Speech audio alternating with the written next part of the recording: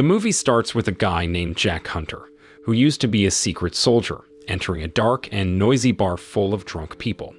Jack acts like a wild animal, checking out everything around him. He carefully chooses a place to sit and stares at a young man wearing a special bracelet on his wrist. While Jack is observing, a sexy dancer comes up to him and offers him a taste of the exciting world of another dancer named Riz. She also wants to get to know him better. On the other side, the guy with the bracelet, Bobby, is already surrounded by lots of women, but he gets jealous for some reason when he sees Jack talking to the dancer. Annoyed, Bobby calls the dancer over, but she firmly says no and tells him to leave her alone. Bobby, really angry now, goes over to Jack and tells him to leave. Jack doesn't want trouble, so he tries to go, but Bobby stops him and pushes him. In self-defense, Jack makes Bobby's nose bleed. This fight gets attention, and other tough guys in the bar decide to attack Jack. But Jack is really good at fighting, so he easily beats them up. Amid all this mess, a powerful and important guy named Nichols, who is both a businessman and a crime boss, comes into the bar with his group of people.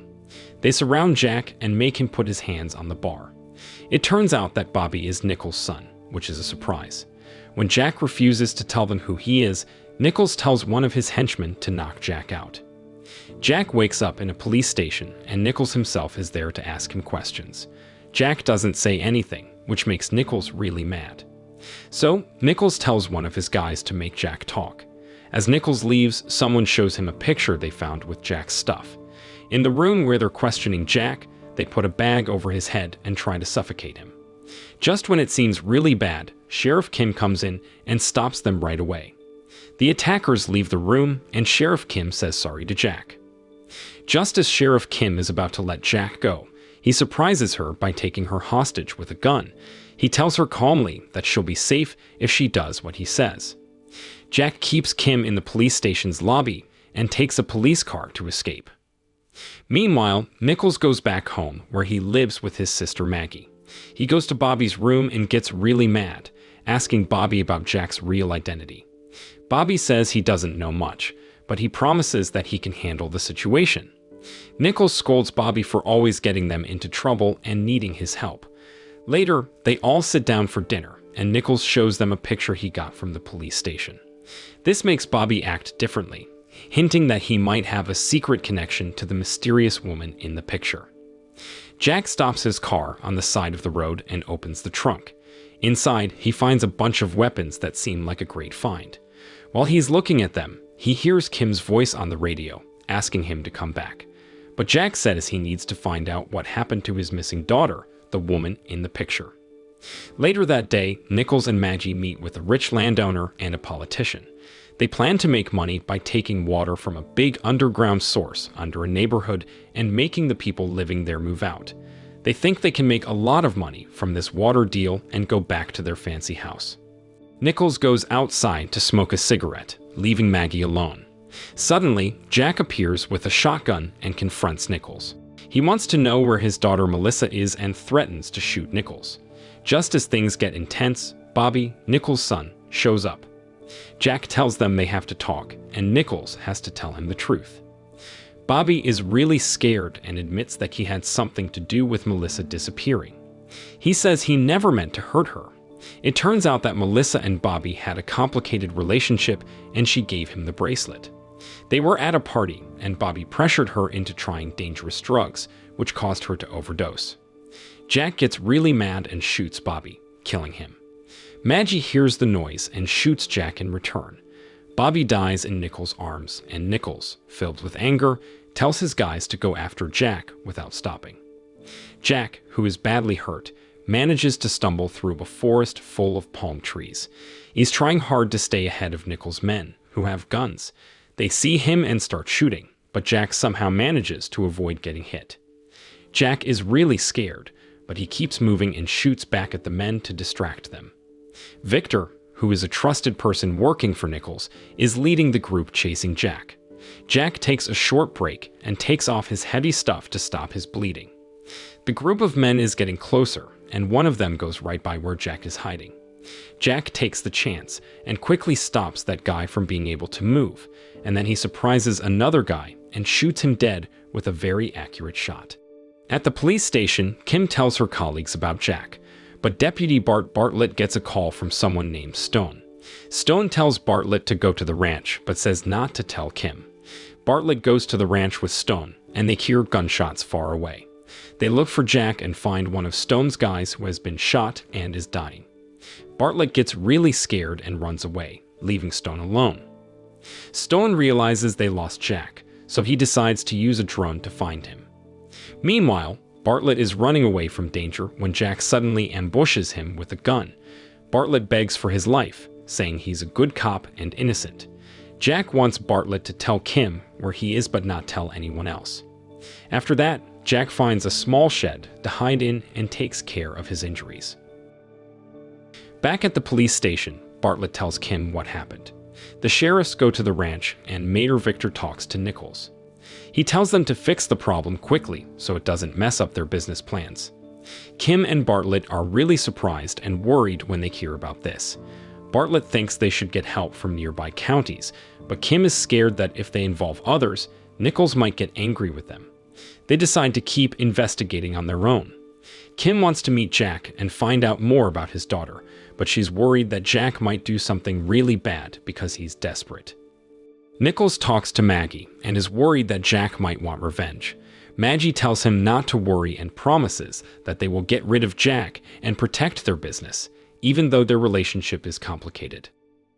That night, Jack is alone in the shed, thinking about his past. He remembers meeting his old Black Ops boss, Murphy, and how he was so focused on his job that he didn't spend enough time with his daughter, Melissa. Melissa got into drugs, and Jack introduced her to his friend, who was also addicted. He left Melissa, and she was really mad at him for it. Jack thinks about the time he finally reconnected with Melissa after many years apart, but she was still angry at him for not being there for most of her life. He really wishes he could have a second chance with her.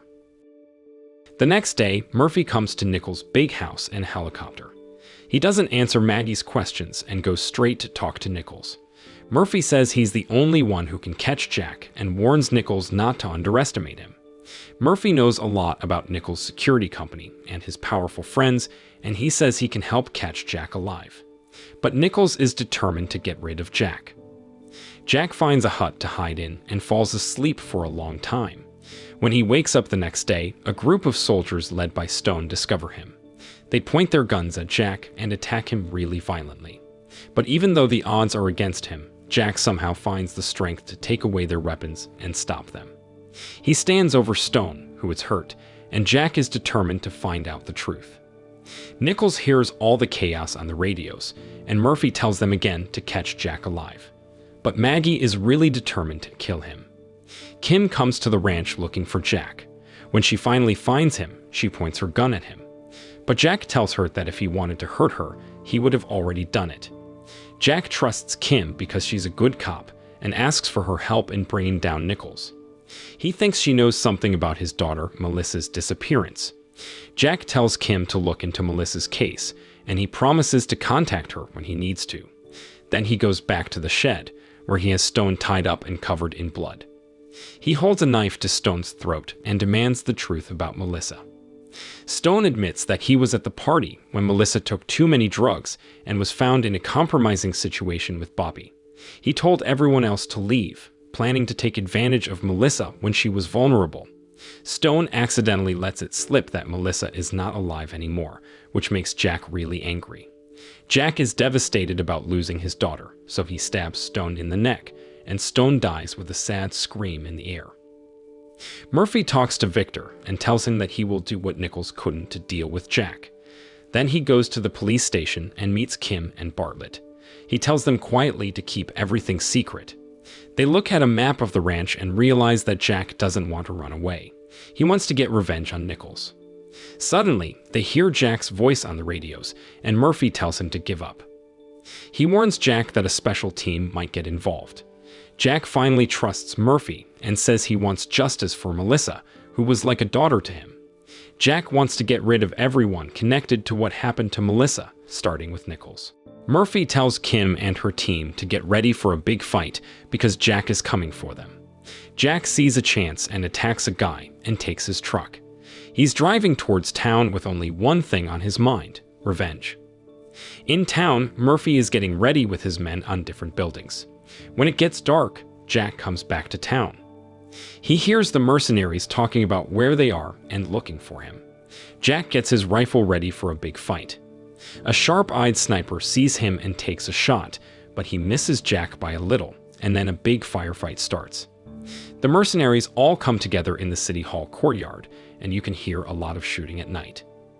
In all the chaos, Jack is really good at taking out the sniper and a few of the mercenaries, who are trained to be really good at shooting.